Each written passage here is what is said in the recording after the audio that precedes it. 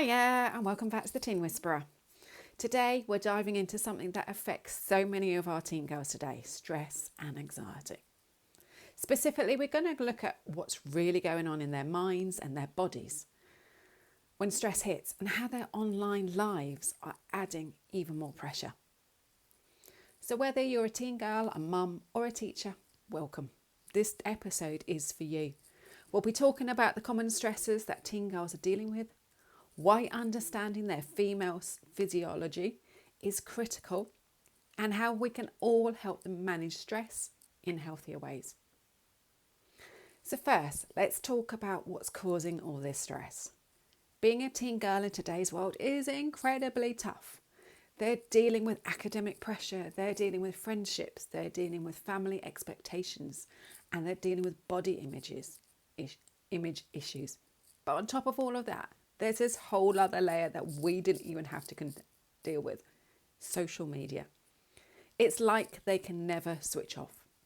They're constantly connected 24/7, constantly comparing themselves to everyone else out there, and that's taken a massive toll on their mental and emotional health, as well as their physical health. So what are the most common stressors? So schoolwork and academic pressure, the constant drive to succeed, perfectionism, meeting deadlines and be perfect is overwhelming. Social media and online presence. This is huge. Social media adds that whole other extra layer of comparison. Who's got the most likes? Who's living the perfect life? And what image they're projecting online. It's exhausting. Number 3 is body image and societal pressures. Society bombards girls with those unrealistic standards of beauty and what we should be able to do in a day. And social media just magnifies it. And on top of that, you've got family and peer expectations. So our teen girls feel the need to please everyone, to protect them, whether it's making their parents proud, fitting in with friends, or just trying not to stand out in a way that might invite, those criticisms, those putting down comments, those, what are you wearing kind of stuff. And then on top of that, if that's not bad enough, there's the female brain, which is wired completely differently from a male brain, especially when it comes to stress. Little known fact, that one. So teen girls, because of their hormones and their brain development, experience stress completely differently. And it's crucial even, we understand this. So in a girl's brain, the amygdala, the part that processes fear and stress, is more active and more sensitive than in boys. This means that when your daughter experiences that stress, whether from school, whether from friendships or online pressures, her brain lights up like a fire alarm. And that's why she seems more reactive or emotional when things get tough. When a stress bucket is full, so 99% full, anything that goes over the top is having her, that alarm going off constantly. Just imagine it. If you're sitting there listening to a car alarm going on, or a house alarm, or even a fire alarm going off, and you can hear that constant wailing, remember how it makes you feel. Now put that in the space of our teen girls. That alarm is going off 24/7. And no wonder they're struggling with stress and anxiety. And this is why she feels more reactive or more emotional when things get tough. And here's something else.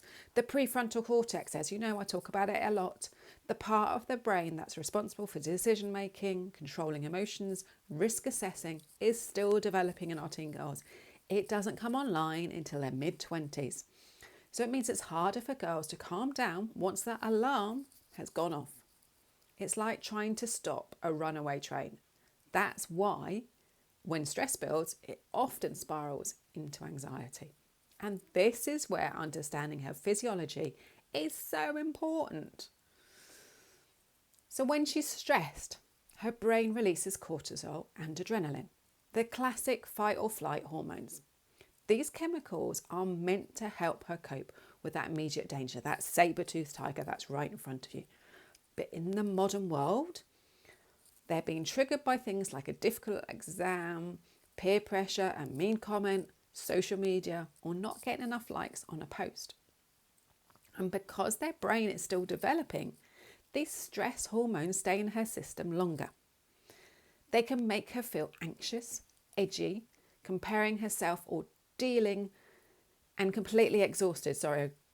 The more time she spends online, comparing herself or dealing with negativity, the more her brain stays in this heightened sense of alarm mode. It's a vicious cycle. And let's not forget, so if that wasn't bad enough, how social media creates this constant fear of missing out. That FOMO. She's seen everyone else's highlight reels, the filtered, perfected moments that actually don't reflect real life. But to her, it looks like everyone else is doing better, looking better, living better, feeling better than she is. And that comparison alone can be enough to trigger extra stress and anxiety. So now can you see why she's struggling so much and why us as mums are struggling to help them to manage these emotions? So what happens when they don't have the tools to manage the stress? Well, it often leads to that anxiety, the racing thoughts, the tightness in their chest, trouble sleeping, or even panic attacks. And remember, anxiety is not just in the mind, as we're told over and over and over. It's a full body experience. Your daughter might have stomach aches, headaches, or feel out of control emotionally. Her body's reacting to all that pent up cortisol and adrenaline, and it needs a way to release that tension. So here is where it gets really important, understanding what she needs to manage that stress, and you on that matter, because it's not just about telling her to calm down, take a breath, or take it easy. We need to work with her physiology to help her feel grounded. So here are some tools that will help her. So breath work. When she's feeling stressed, her body, as we've already said about, is stuck in fight or flight mode. Deep breathing helps shift her back into a calm, rested state by taking her out of that fight or flight. By slowing down her heart rate and telling her brain that she's safe. Movement. Physical activity helps burn off that extra cortisol and adrenaline. Whether it's a run, whether it's a dance class, whether it's climbing, whether it's cycling, or even just a plain walk in nature, getting her body moving helps her to release that built up stress. Number 3 is sleep and nutrition. Our girls need loads of sleep, more than any other time in their life, bar when they were a newborn. And a lack of it only amplifies that stress and anxiety in our system. Proper nutrition is also key, as certain foods can either calm her system or make her more irritable. Making sure she's eating balanced meals and getting enough rest is crucial for her brain and body to cope with that stress. And the last one is mindfulness. Techniques like meditation, journaling, brain dumping, or even creative activities can help her process those emotions in a healthy way. Mindfulness helps her to stay in this moment, to stay present, rather than getting caught up in, the what ifs of anxiety, as our brains can take us off on that. There's this little trigger and our brains are taking us off way in that distance. It will go from 0 to 100 in 2 milliseconds, the time. And lastly, boundaries with social media, with herself and with social media. This one's tricky, but essential. Teaching her to step back from that online world, to recognise when scrolling is making her feel worse, and to set time limits can be life-changing. Social media can be toxic, but by helping her set those boundaries, we're helping her take back control of her mental health. But here's the key. It's not just about knowing these tools. It's about listening to her individual needs. Each girl is different. What calms one might not work for another, and that's okay. Doesn't mean there's something wrong. It's about teaching her to tune into what she needs in those moments of stress. Maybe she needs to move, or maybe she needs to rest. Maybe social media isn't helping and she needs a break from it. It's about learning to understand her unique rhythms and her energy. And mums, this is where you come in too. By being attuned to her cues and yours, you can help her find the strategies that work for her. We need to stop using a one-size-fits-all solution, as I talked about last week, when it comes to managing that stress.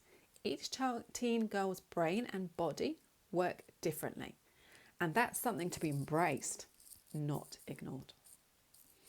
So whether your daughter is feeling overwhelmed by school, friendships, or her online life, I want you to know there's a way to help her manage it.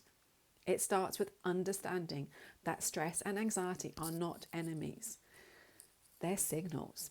They're not something to brush under the carpet and just hide. They're something to process. They're signals that her brain and body are out of balance and need attention. And with the right support, she can learn to manage that stress, build resilience, and grow into the confident, self-assured young woman she's meant to be. So if your daughter could benefit from learning these tools in a fun, supportive group setting, check out my new Glow groups. It's a space where girls can come together, bond with other teen girls, obviously, and learn about how their physiology impacts their stress and emotions. If you want to know more, connect with me with the word GLOW and I'll send you the details. All my information, connection details are below. These groups are available both in person and online. So that's it. That's it for today's episode. If you found this helpful, share it with someone who might need it. And if you're looking for more support to support your daughter, more ways to support your daughter, check out the Mum Survival Guide available via my website, packed with resources to help you and your daughter to thrive together. So until next time, stay connected and remember, stress doesn't have to control your lives.